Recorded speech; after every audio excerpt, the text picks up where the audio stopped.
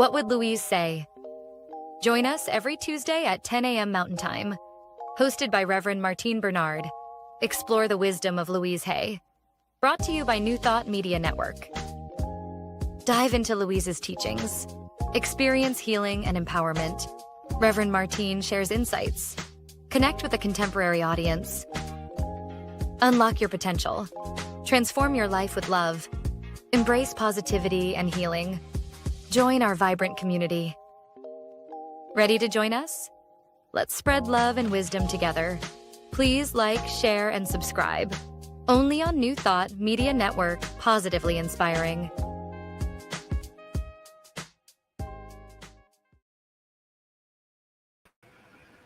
Hello, good morning, good afternoon, and good evening. I am your host, Reverend Martine Bernard, and this is What Would Louise Say? And I'm thrilled to be back with you today. We have a wonderful guest with us, Doyle Ward. And let me tell you a little bit about Doyle, who is a master teacher, beloveds.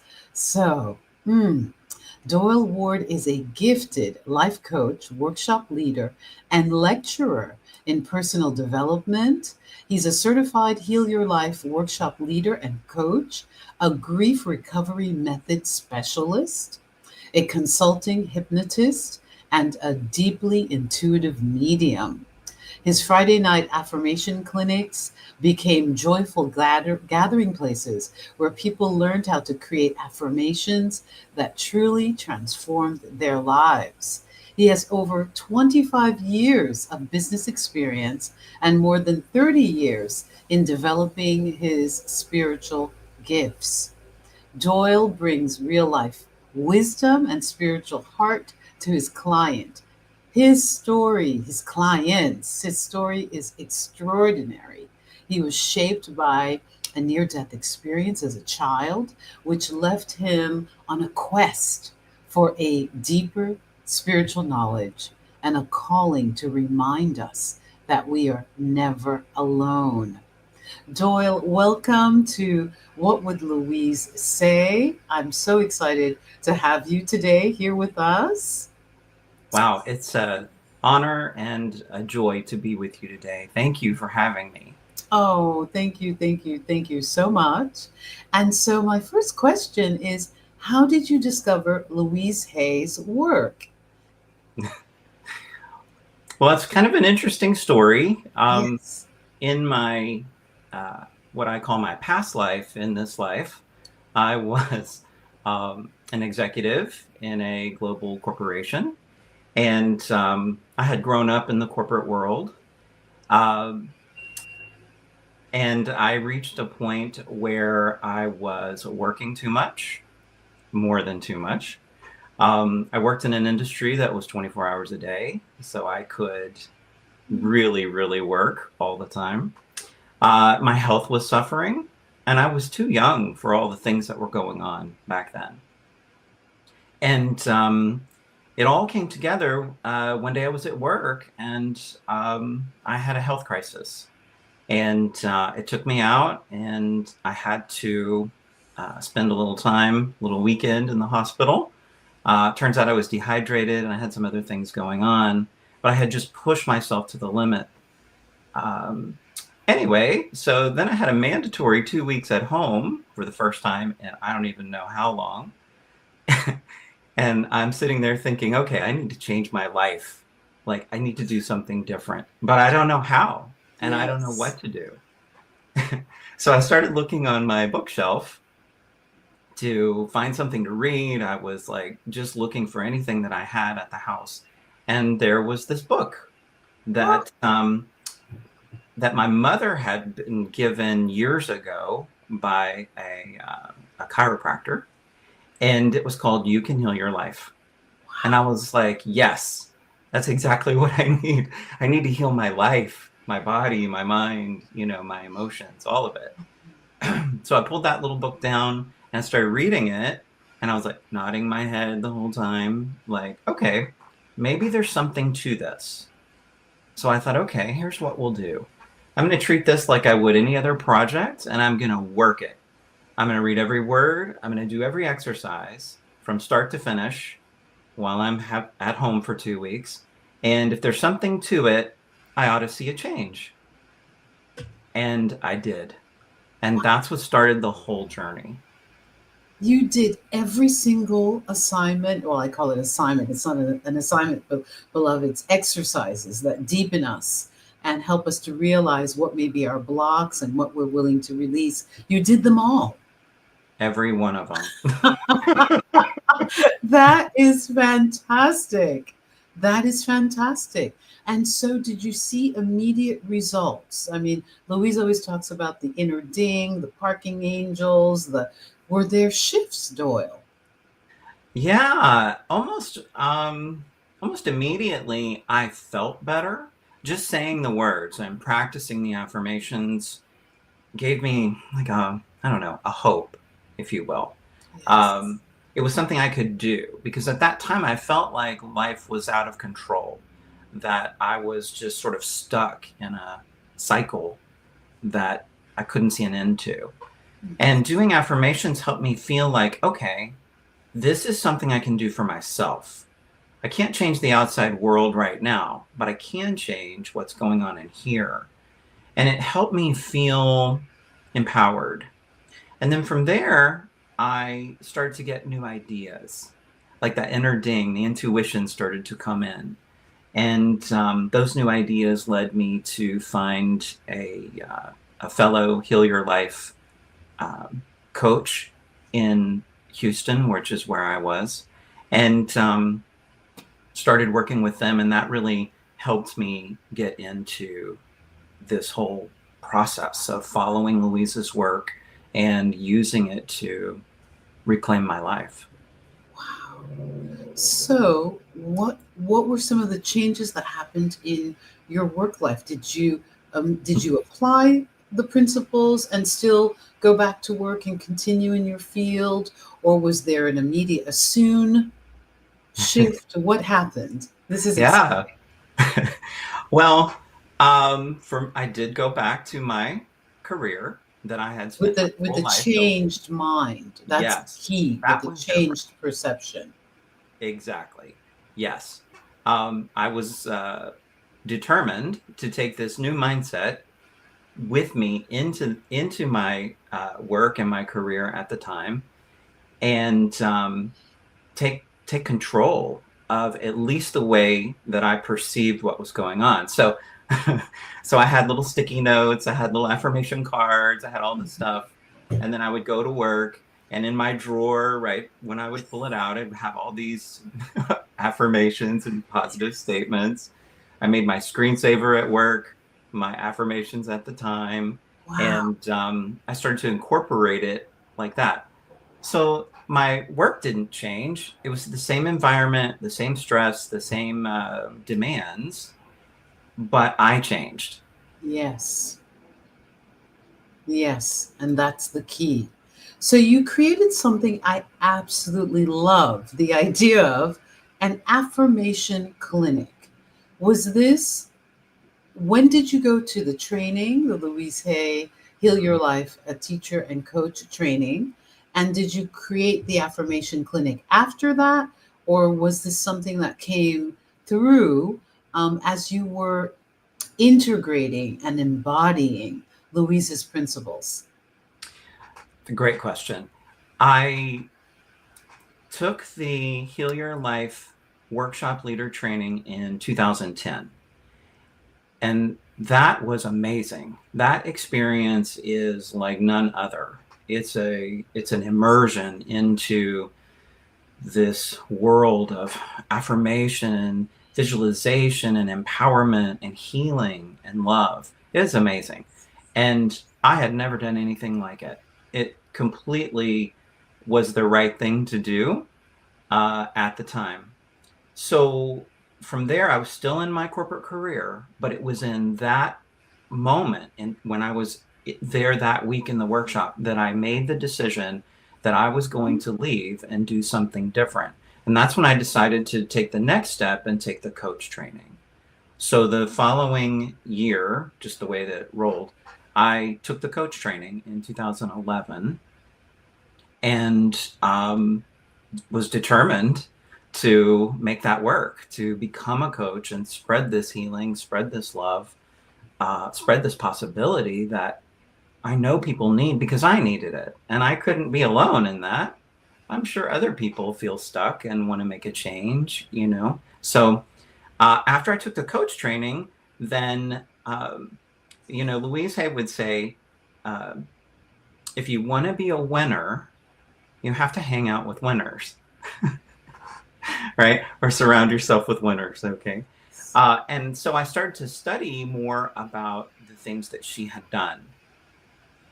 And I go back to the hay rides, the famous hay rides. And I started looking at that. I watched a beautiful documentary about it, and it gave me an idea. And I thought, okay, if Louise got her recognition, if you will, from the hay rides, which were an act of love and service to a community that needs it, how could I take that and turn that into something for me? Because I was known in the corporate world in my industry, but I was not known to anyone else. Like, how am I going to find clients? How will I attract what I need? So I thought, okay, I'm going to create it. And my thought was, okay, what can I do? Well, I can teach people about affirmations. I can do a community event, and I can bootstrap it and, you know, figure out a place to do it. I'll advertise it locally, because that's what we did back then, and make it free. And so I approached a place that did workshops and things in New Age and self-help and therapy, that kind of thing. And the lady said, well, how long? Like, she had a meeting room. It was only available on Friday nights. Okay. So that was like, okay, do I really want to do this? Yes. It was like pushing me to do it, even though it was a Friday night. And she said, how long do you want to hold the room for? And I said, let's do it for 4 weeks. Let's start with 4 weeks.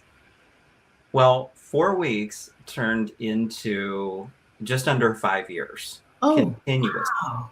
Every Friday night for just under 5 years, I ran this, what you're calling an affirmation clinic. I didn't have that title. I called it an affirmation gathering. That was the best I could do at the time, and it stuck. Oh, that sounds tremendous. 5 years? So Yeah. how many people began to attend? Please tell me. Yeah, on my first night, I had advertised it for 1 week in a local publication, and I didn't even have a website. I didn't have anything. It was just me and an idea and a space that I was paying for on a Friday night. So I advertised this thing. I told everybody I knew, like, hey, I'm doing this thing. It's free. Show up. And I thought, okay, if even one person showed up, walked through the door, I would be really happy. I had 26 people the first night. That's a classroom, Doyle. That's a classroom full of people. Yes. I was so nervous. Like, all these people, you know. But it was amazing. I was just thrilled. I mean, I was so happy, and the people were so lovely, and they were from all different walks of life, and some were just sort of like checking it out, and others were, you know, familiar with Louise. But that's how it started. And then from then, I mean, consistent numbers for as long as I could do it. Wow. It was wonderful. That is wonderful. So this anchored within you that this was your life path, that there was a call. I call it the call, the hero's journey, the call on your life. You were willing to make a radical shift. It's not easy to go from having a steady job where you can work all the time and stepping out on your own. But here was the proof, the universe's proof, by you putting it out, putting your shingle up and your sign up, and 26 people showed up. Wow. Yeah. Wow. That is phenomenal. So, Doyle, how did you? I saw in your resume that you're also a hypnotist. How did you bridge all of that? Because I love that part of it. Because in New Thought, we believe in affirmative prayer, treatment, thinking positively, having a positive attitude. Of course, you know, Louise was a Science of Mind minister and practitioner. But I love this idea of uprooting the patterns in the subconscious mind that can hold us back, because you can affirm I'm a millionaire every day, but if you have a scarcity belief or patterns in the subconscious mind, that will block your manifestation. So talk a little bit about being a hypnotist, and then we'll take a little break and come back. Sure. Yes. It was a big part of my journey, in Louise's talks, in her works, and in almost every aspect, she talks about the subconscious and why we do things in repetition to help change that long held pattern or belief that's in our subconscious minds, right? And when I was making the change and I was still in my corporate career, I hadn't left yet to do coaching full time. I needed to get a handle on my stress levels and my focus. I in my career we're trained to look for what's wrong or what the potential wrong would be in the future. Okay. We're looking to protect the company, if that makes sense. So I'm always looking for what's wrong, which is interesting. So in this line of work, I'm looking for what's right, what's already working, what's perfect. And I needed some help with that. So a friend of mine mentioned a hypnotist and said, "Oh, she's great, you'll love her." And I went and I did one session and I loved her. I loved the process. It taught me a great deal. And so I kept coming back over time to do more. And she was a teacher. She owned a school of hypnosis here that trained people. And I thought, yeah, I'm going to do that. I want to learn how to help people this way because it's helped me so much. So everything I do in my work, I actually use and have used to change my life. So I only offer things that I know for sure have worked because they work for me. And so I became a hypnotist and I loved it. And a few years later, I loved it so much, I actually purchased the hypnosis school from the lady as she was retiring. And I ran that for a while until I sold it later. But I loved it. It was amazing. It helped me, exactly like you said. You can affirm what you're a millionaire, but if there is something in the past, an old message that is rolling around in there, in the subconscious, that is blocking you, and you're not even aware of it, then you get mixed results, if any results. Yes, mixed results. So Because you can't get that mental equivalent. You can't get clear. You think you're clear, but there's this old programming running in the background. exactly. What can I not see? Yes. Where hypnosis comes in, I think. And so we can make some changes, in a positive way. I only use it in a positive way to support all the other work that we're doing. Wonderful. So, what would you say to those who are viewing us today who don't have access to hypnotists? Because I think that hypnosis and Louise's work hand in hand. But let's say someone doesn't have access, let's say someone's nervous. Are there ways that someone can maybe induct themselves? Do you have any small tips for the person at home? Absolutely. Meditation and hypnosis are their family, they're siblings. I would recommend learning about meditation, trying some, there are many wonderful apps and services, programs, things, lots of free resources, even on YouTube, for example, where people can try it. And I would start with meditation, breathing, maybe some visualization exercises first, and see what your comfort level is with that. And then maybe reach out to a hypnotist in your area. Wonderful. I actually did a hypnobirthing training about 10 years ago. I've used it once or twice, but I'm in love with Marissa Peer's work. And she says that hypnosis is the sleep of the nervous system. So, we're not really brainwashing anyone to do something that they don't want to do. Would you describe it as a form of deep relaxation? Is that what you would describe? How would you describe hypnosis? Yeah. Well, you make a good point. It is deep relaxation. I like to think of it as focused concentration. Ah, So when we're relaxed, we can focus without much effort. And hypnosis helps us get there. It helps us to relax the nervous system and be able to focus in a different way. Yeah, and the point you made, you're never out of control. Hypnosis is not mind control. It is simply a deep state of relaxation with focused awareness. You are always in control when you're in meditation or hypnosis, and no one can ever make you do anything you don't want to do, including exactly. heal. Hmm. Can you expand on that a little bit? Sure. Well, sometimes, we say we want something, okay? Well, we ought to feel better. We should, um, be further along in our lives than we are. So we tend to be influenced by our environment and the people around us. And that can create what Louise talks about, a lot of shoulds, what we should do. We should feel better.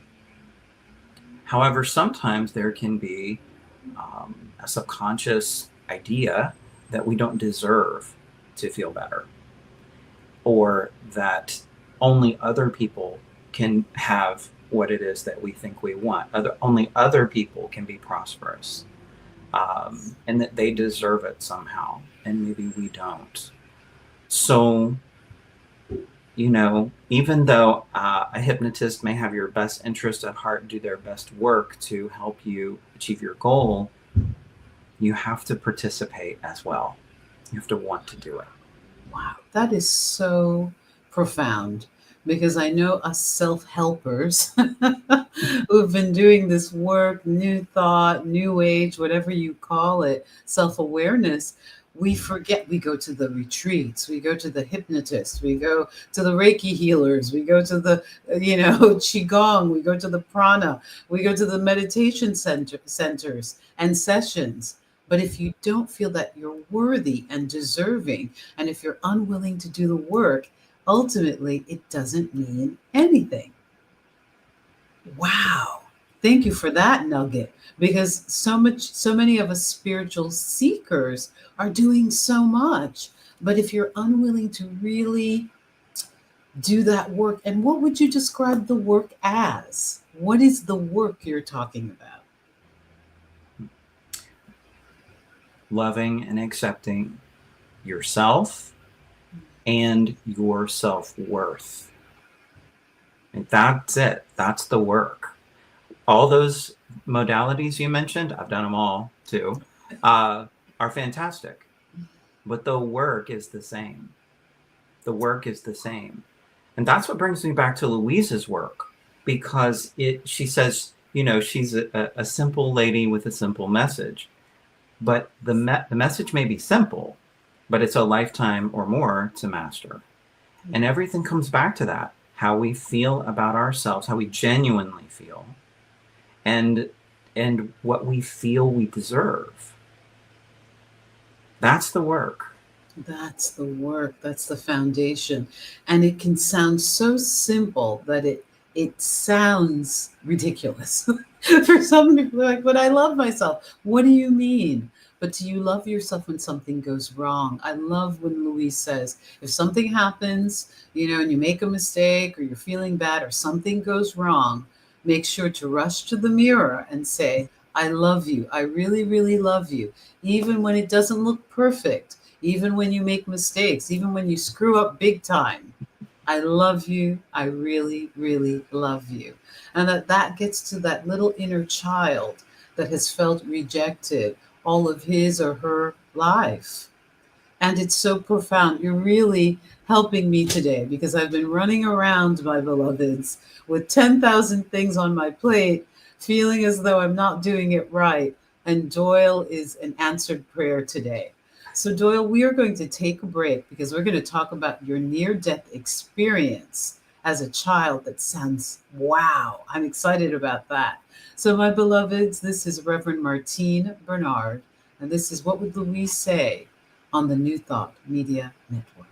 Please help us say thank you to our organizational sponsors, including the Hefferland Foundation, Affiliated New Thought Network, International New Thought Alliance, Science of Mind Archives and Library Foundation, Center for Spiritual Living Denver, Center for Spiritual Living Midtown, New Thought Philadelphia, Planned Happiness Institute, Summit Center for Spiritual Living, One Heart Retreats, Center for Spiritual Living on the Lake, Unity Kitchener, Unity Spiritual Center Ottawa, Om Center for Spiritual Living, Satya Center, Begin Within Ministries, Center for Spiritual Living North Jersey, Unity of Savannah, and the Center for Spiritual Living Seattle,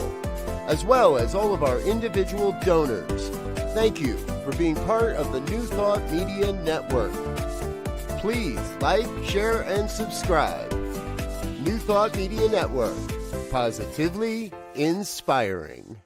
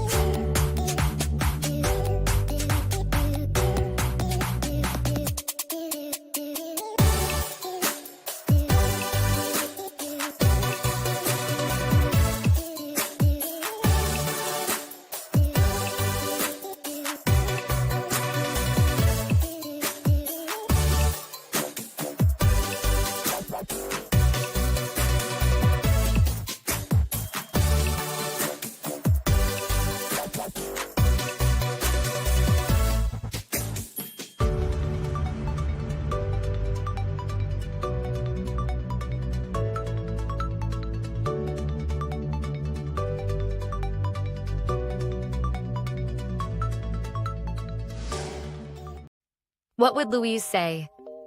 Join us every Tuesday at 10 a.m. Mountain Time. Hosted by Reverend Martine Bernard. Explore the wisdom of Louise Hay. Brought to you by New Thought Media Network. Dive into Louise's teachings.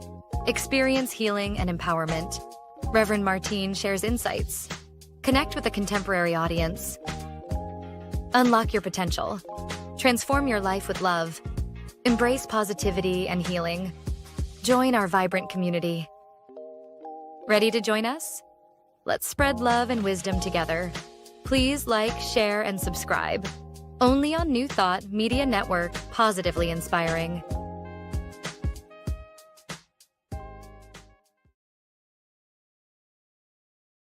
Hello, my beloveds. We are back with our wonderful guest, Doyle Ward, and we are going to talk about his mystical near-death experience as a child. Wow, Doyle, that sounds amazing. I have a recent obsession since the pandemic. Some of my friends think it's morbid, but I love watching the NDEs on YouTube. And I found that they've helped inspire my faith in the infinite, in God, the infinite intelligence of the universe, and the mystery and awe and love that the universe is filled with. So please tell me, how did this happen?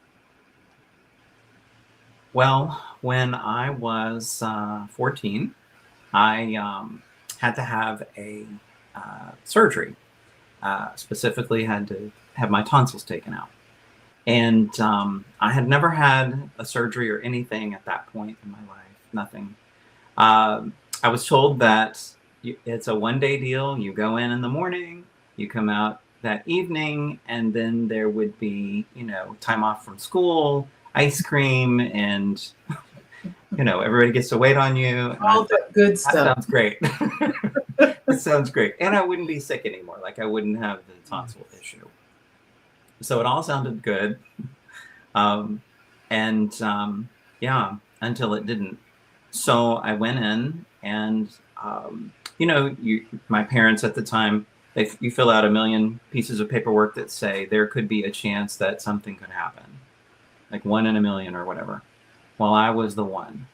And so I had a negative response to anesthesia and some other things, and it developed into complications that then resulted in what today we would call a near-death experience. My goodness. Wow. Yeah. So what happened? I can't imagine. I mean, so at the time, your parents were probably not notified because here you are in the OR having a reaction, I'm assuming, or having something happen. So they didn't know. And what happened, Joy? What was your experience? Yeah. Well, what's interesting about that to me now is that I didn't really have a religious background. My parents are great people, good people. You do everything we can to help folks in our community. We just didn't have religion, really. I had been to church with other friends and, that kind of thing. But I didn't really have much of a concept of heaven, like that kind of thing. I just didn't think about it, especially at that age. So what happened next was I felt like I was somehow in the room watching all of the nurses and the doctor and so on. Everybody's rushing around. They're, panicking, sort of doing everything they can to handle the emergency. But I felt completely distant from that. Like I was just observing something happening. I think I had the awareness that was me on the table, but honestly, I just felt completely distant from that. The next thing that I know, some people talk about moving into like a tunnel and that kind of thing. I didn't have that experience exactly. I felt like I was moving through some kind of space. It seemed it was dark in nature, except that there was like light shimmering. It's hard to describe. There are not really words that I know to really paint the picture because it's unlike anything I've ever experienced since. I didn't feel safe. I just felt like I was moving somehow towards something. I saw up ahead that there were people that seemed to be waiting for me somehow.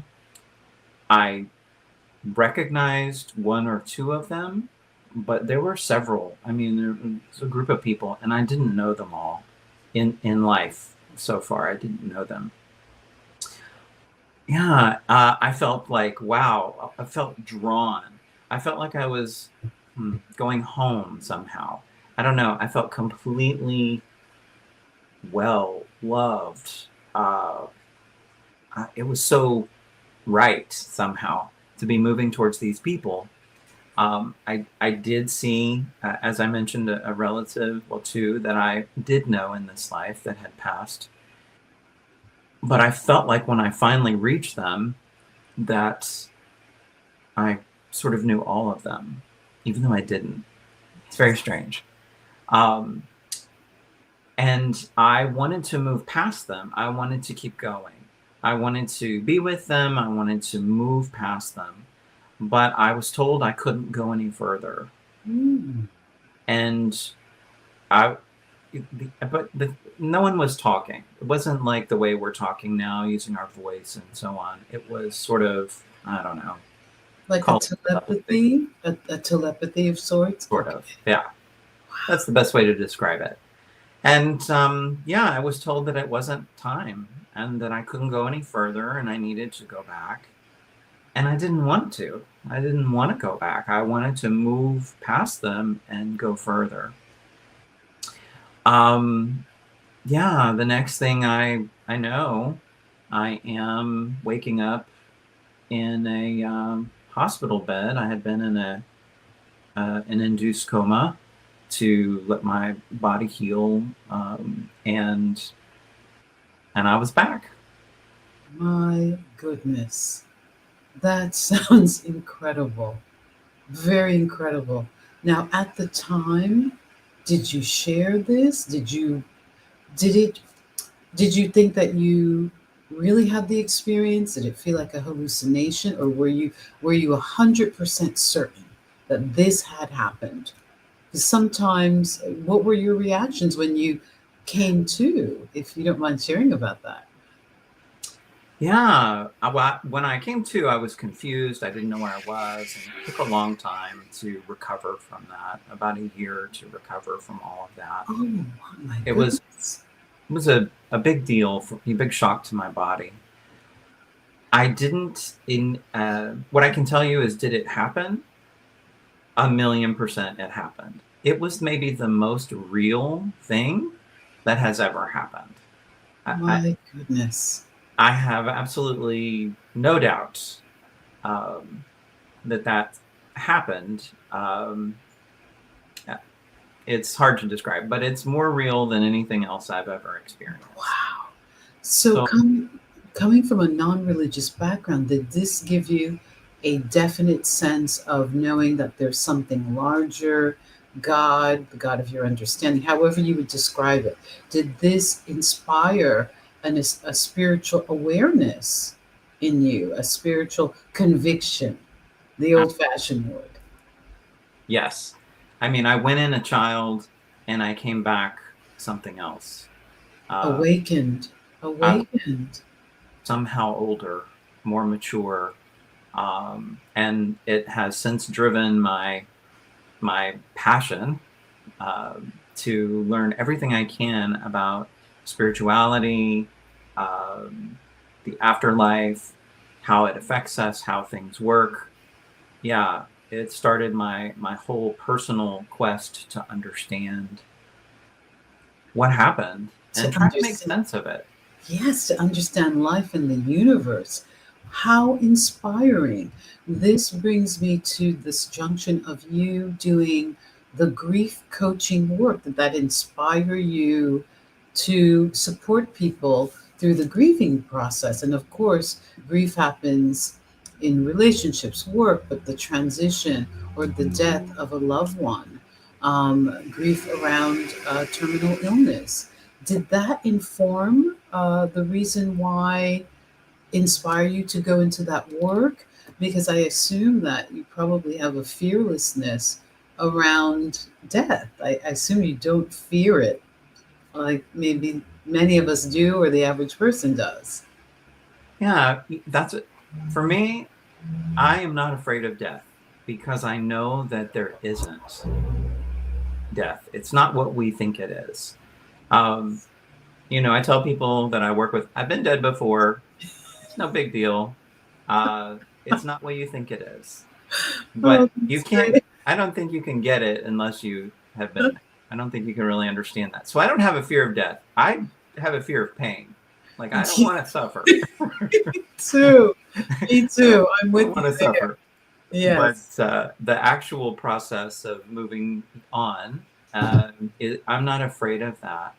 So that has helped me in my life for sure, because I mean, I'm afraid of other things for sure, but not that. It's helped me want to let others be comfortable too.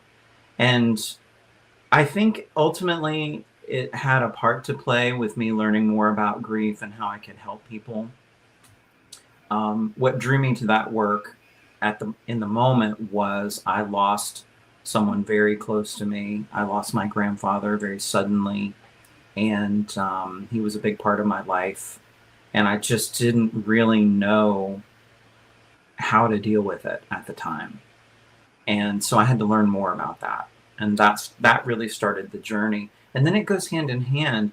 I'll tell you that when we want to make a change, it affected me too, and I didn't realize it at the time.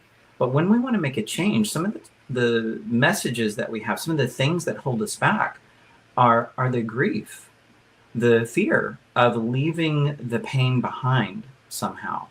That if we succeed or become happy, that we're somehow not honoring the person who's passed or the grief from the past. Yes. It's an odd idea, but I had that. I thought that I could only go so far because I had these losses in my life. And learning more about how, to look at that differently, how to help myself heal that and learn to move forward with the grief experience into success and to change. I mean, that was a big key for me. And so I wanted to bring that forward into my work with folks. Oh, that's wonderful, because I think that in our culture, there's a lot of denial about grief and just get over it, and not understanding that we go through the 6 or 5 different points of grief and we recycle through them again: denial, anger, lethargy, all of the different stages of grief. Wow, that sounds profound. So right before we close, we have a few minutes. I'd love to ask you about your work as a medium. So I'm seeing all of these dots connecting in this way that brings you to this highly intuitive, open at the top, crown chakra, ability to now download messages as a medium for other people. So tell me, how would you describe being a medium? Wonderful and complicated. Ah. So that was sort of a side effect, if you will, of the near-death experience. Once I recovered, I just knew about things. I just knew. I think for me, having that near-death experience and being there with my family and my relatives on what we'll call the other side for now, we can call it heaven. When I came back, some part of me never left. And I still feel as if some part of me is there. Anyway, how that translates to a 14-year-old coming out of a experience like that is you start to know things and be able to know about other people's so-called dead people. I don't know. It was a very odd experience. And so I have worked since then to try to use that to make sense and to try to help other people. So I didn't mean to do it. I wasn't like, oh, it would be fun. It's just, it happened. And I have this thing, and I'm trying my best to make it mean something for others. My goodness, what a gift and what an experience that allows you to help and guide people and support us all on this amazing journey called life, or Earth School, if you want to call it Earth School. I like that. My goodness, that sounds profound. And could you explain a little bit about maybe how you get your intuition? How do you get your downloads? Because you're the first medium I've ever interviewed. So this is very exciting. So, I've heard this. I can't take credit for this, but I've heard it described this way. And so I'll share it with you, because this is really kind of how it works. Okay. So let's say that you and I and all of the audience are at a restaurant together in person, and it's busy, and we're sitting at the table and we're having a wonderful time, and we're talking and chatting and enjoying our time together. And the restaurant's really busy. Imagine if we all got really, really quiet. If we all just sort of got very, very quiet at the table and started to listen, we could probably hear bits and pieces or maybe whole paragraphs of other people's conversation. We would suddenly become aware of all the activity moving around us, right? So that's kind of what it is. It's always there. I just have to sort of shift into a quiet space for a moment in order to hear it. So it's not like a download exactly where it just all comes in. It's more a shift in awareness. Oh my goodness. My beloveds, I've told Doyle that he won't be able to get rid of me because I'm going to come see him and join in the affirmation clinics and get some intuitive medium readings and counseling and do some hypnosis. This is wow, Doyle. My goodness, it has been incredible having this time with you. One last little question. People are going through a really difficult time on the planet. I asked my guests, are there three little things that you could offer to the viewers to keep them encouraged and uplifted during this time of just uncertainty, everywhere? Yeah. I have to ask myself those things also Yes. to keep myself going and on track. What I would say is that none of us can control anything outside of us. We want to make people act right or make the world be different or whatever. Yes. We want to do that. We sometimes we even want ourselves to do that, and we can't, right? So we can't control the world out there. If there is an action to take, an appropriate action at the time, then we take that action. We do what we can, and then we can't control the rest of it. What we can control is what we focus on. So it's easy to look at the world and say, it's going crazy, it's unsafe, it's whatever, that kind of thing. Focus on what is working in your life right now. You have food, clothing, shelter, people that are in your life that you love and who love you. You maybe the work you do, or just the fact that the sun is shining today and you are here right now. Focus on that, because that is what you can control. You can control what you focus on, not anything else. And that will brings me anyway back to center. And it reminds me that I have a choice. I have a choice. And I've come this far in my life, and so has everyone else listening to this. And you have made it, as they say, through every challenge that's ever come your way. You'll make it beyond this one as well. In fact, you'll be better for it. You'll learn from it. And, if you choose to, you can make something better out of it. But it starts with your focus right now. Turn away from what you can't control. Don't give your energy away, your emotional energy away, to something that you can't affect in that way right now.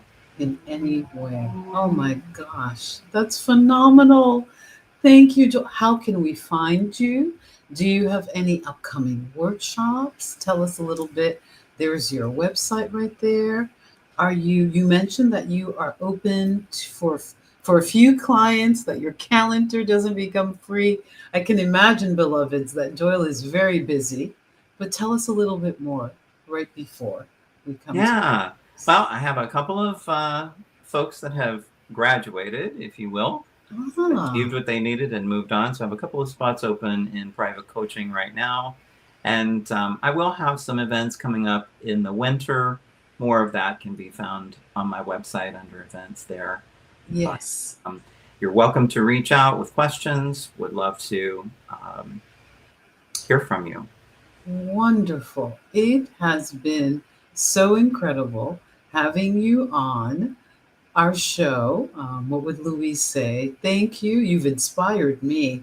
My heart needed some of the spiritual nourishment that we shared because, my beloveds, it's all about sharing Louise's legacy, her influence, and how she's touched so many lives.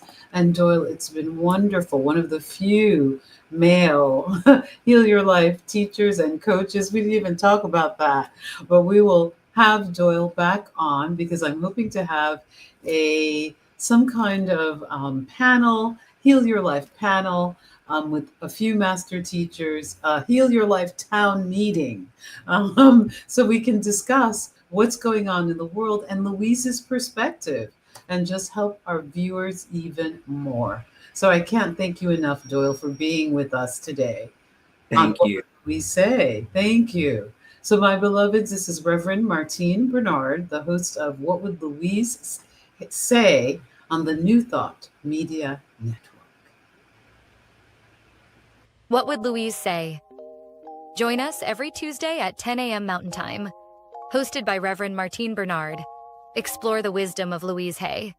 Brought to you by New Thought Media Network. Dive into Louise's teachings. Experience healing and empowerment. Reverend Martine shares insights. Connect with a contemporary audience. Unlock your potential. Transform your life with love. Embrace positivity and healing. Join our vibrant community. Ready to join us? Let's spread love and wisdom together. Please like, share, and subscribe. Only on New Thought Media Network, positively inspiring.